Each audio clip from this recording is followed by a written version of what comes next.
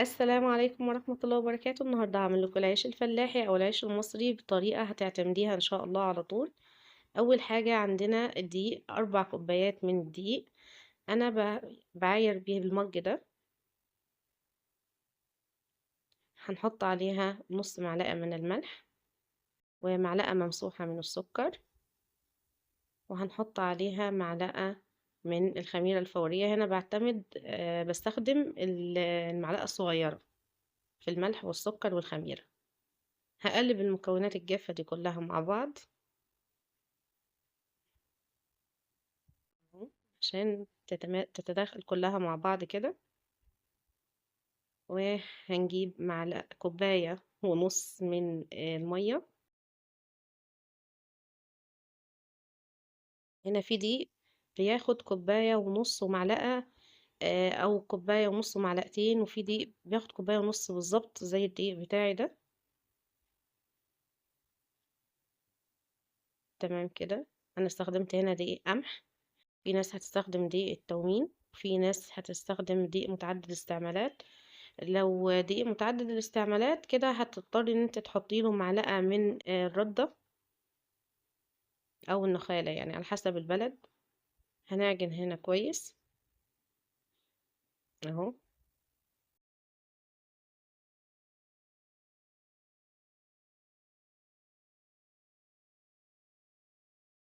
استمر في العجن كويس. هنا العجينة لمت معايا. هنا بقى المكون السحري اللي بستخدمه في كل وصفاتي في المعجنات: معلقة الخل. معلقة الخل دي محسن طبيعي، هتخلي كل المعجنات عندك هشة وقطنية.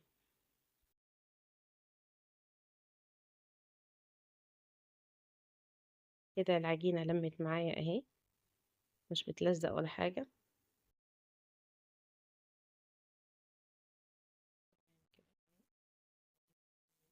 العجينة هنا تمام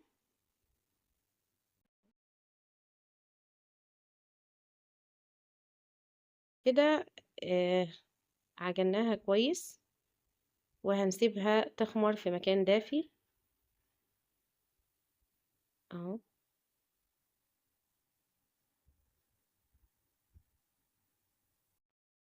يعني على حسب، احنا الدنيا صيف فأكيد هيبقى، يعني مش هتاخد كتير في التخمير، فهنسيبها تخمر. وهنا العجينة كانت اختمرت اهو، عالية وجميلة. هنجيب صينية مرشوشة بالدقيق. هنبتدي أو نقطع العجينة بتاعتنا لكور. هنبل ايدينا في الدقيق كده اهو. نحاول هنا نلم العجينة من تحت، ولما نلمها ما نسيبش فراغات، علشان الفراغات دي مش هتخلي العيش معايا يتنفخ. يعني اهم حاجة في ان انا بلم العجينة هنا، المها كلها كده اهو من ورا اهو. هلمها كويس كويس بحيث ان انا ما اسيبش فراغات فيها. هلمها كويس كده اهو واكورها اهو. الم العجينة من تحت كده واقفل عليها علشان ما تفتحش مننا هي وعلى النار. هنكورها تمام كده. انا هعمل باقي العجين وهرجع لكم تاني اهو. هنا خلصت كل العجين اللي عندي.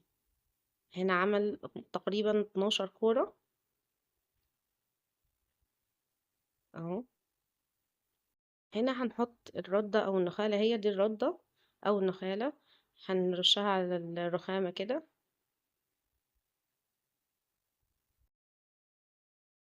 نبتدي هنا نجيبها ونفرد.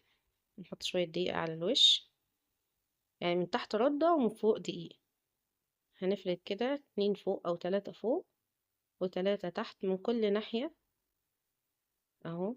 فوق هحط دقيق عشان ميلزقش معانا في النشابة.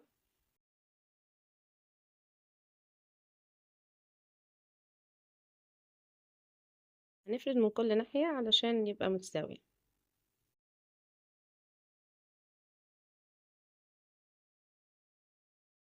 الرغيف هنا حلو وكبير ما نفردهوش خالص خالص، يعني ما ينفردش.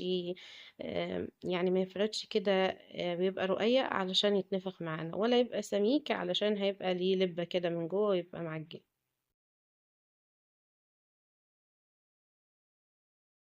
اجيب التانية برضو وافردها بنفس الطريقة، من تحت ردة ومن فوق الدقيق. ما اضغطش جامد على النشابة برضو علشان ما يلزقش مننا.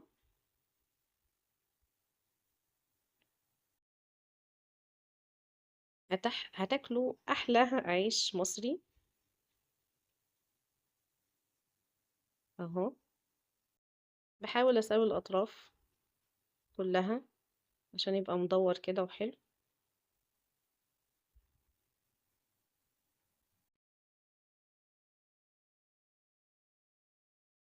برضو نفس الطريقة، ردة من تحت ودقيق من فوق. انا هنا بعمل بعمل كمية كبيرة علشان لما اجي احط على النار احط اللي هو عملته الاول، يعني احفظ انا حطيت الاول فين، علشان هو كده ارتاح. اهم حاجة في الخطوة دي قبل ما نحطها على النار ان العجينة عندي ترتاح شوية، يعني لحد ما اعمل 5 6 كده يكون اول 2 ارتاحوا واحطهم كده على ايه، على النار. هنا هحطها على، هسخن الطاسة على نار عالية الاول. اول ما تسخن ههدي شوية، احط العجينة بتاعتي وبعد كده هعليها تاني.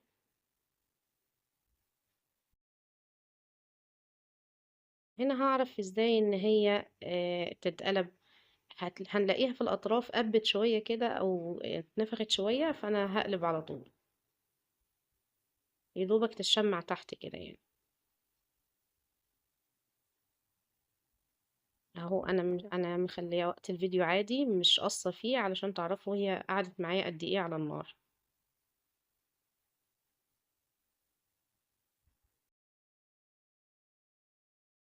ابتدت تعمل من الاطراف اهي، ابتدت تقوم كده من الاطراف وتقب كده. فكده هنا هقلبها بالراحة علشان ما اضغطش عليها، برضو هتعامل معاملة يعني كده بالراحة معاها.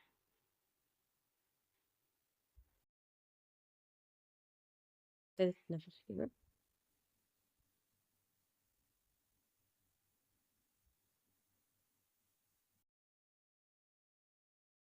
اقتصادي جدا وموفر، لو انتي عملتيه في البيت احلى من بتاع بره طبعا بكتير.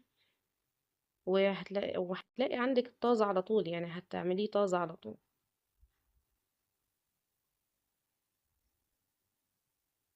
اهو حاول هنا اضغط على الحتة اللي اتنفخت ضغطة خفيفة خالص، كأن كده ايه، بزغزغها. فاهو صغيرة خالص خالص خالص.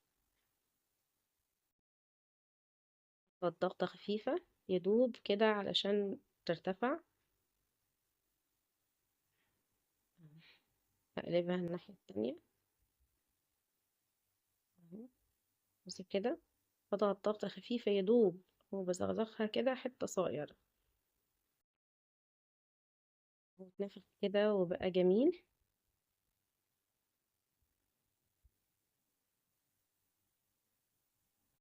انا مش قصة من وقت الفيديو في وقت السوا ده علشان تعرفوا هو بياخد قد ايه.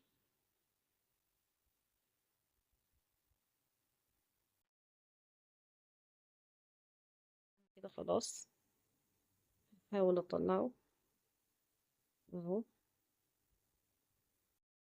هنحط التانية.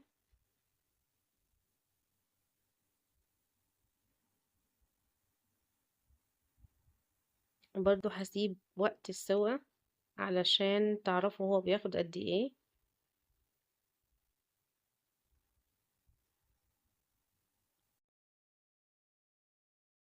ابتدى هنا الاطراف كده تتنفخ.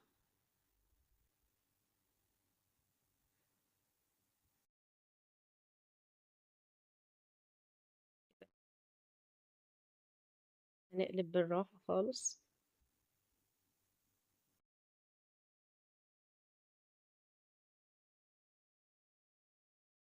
كده بالراحة خالص، لما نمسكها ما نضغطش عليها، يعني ما نضغطش في المسك كده علشان ما تتفتحش معايا، عشان العيش كده يتنفخ معانا. اهو زي ما انتوا شايفين. ما شاء الله العيش كده بيتنفخ بسهولة. ان شاء الله هتعتمدي المقادير دي ومش هتندمي. اهو.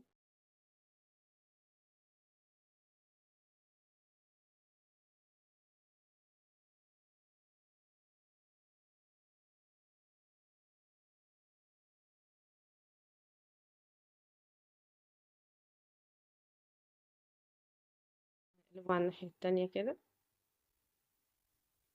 وخلاص كده استوى اصلا.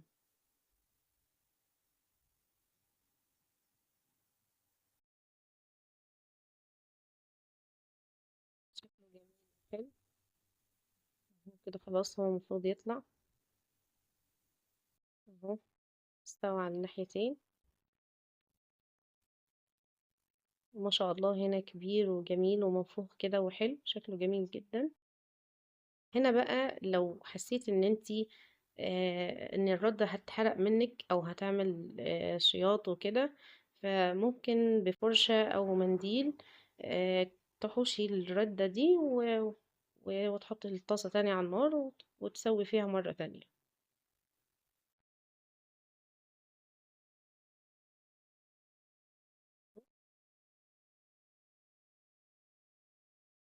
انا بوريكم هنا، قصيت الفيديو عشان اوريكم ان هو قد ايه منفوخ وجميل. اوريكم بس هنا السوا.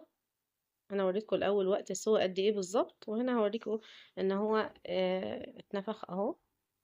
ما شاء الله منفوخ وجميل هنا اهو. شايفين الجمال؟ هتاكلي احلى عيش شامي او مصري او فلاحي. اهو برضو. هنا مفيش الحمد لله ولا واحدة لزقت، عشان انا بعملها يعني بالراحة كده شوية. وبرضو اهم حاجة ان لما بعد ما ننشفها ان هي ايه، ترتاح شوية. يعني اهم حاجة في الخطوة دي ان انتي تريحي العجينة قبل ما تحطيها على النار. مش كتير، هو 5 دقايق بالظبط لحد ما تخلصي الباقي. هتلاقي اللي عملتيه الاول ارتاح، فعلشان كده هيبقى منفوخ.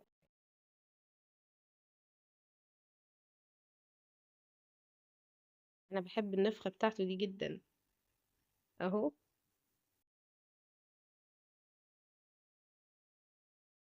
تمام، هخلص كل الكمية واهو. كده العيش بتاعي جاهز. جميل كده ولونه حلو وطعمه حلو جدا. عمل معايا بالظبط 12 رغيف، وهو بسم الله ما شاء الله كبير واقتصادي وحلو. مكلفنيش اي حاجة. اهو من جوه شكله جميل. وينفع ان هو تحشيه اي حاجة، تاكلي بيه اي حاجة، تعملي بيه سندوتشات، تعملي بيه اي حاجة. فشكله حلو وبيتفتح من جوه كده اهو. وناعم وحبيبات وناعمة من جوه كده، مش مخرم او عينيه واسعة، ان هو مش مختمر زيادة يعني. مظبوط بالظبط. وان شاء الله هتعتمدي الوصفة دي. ولايك وشير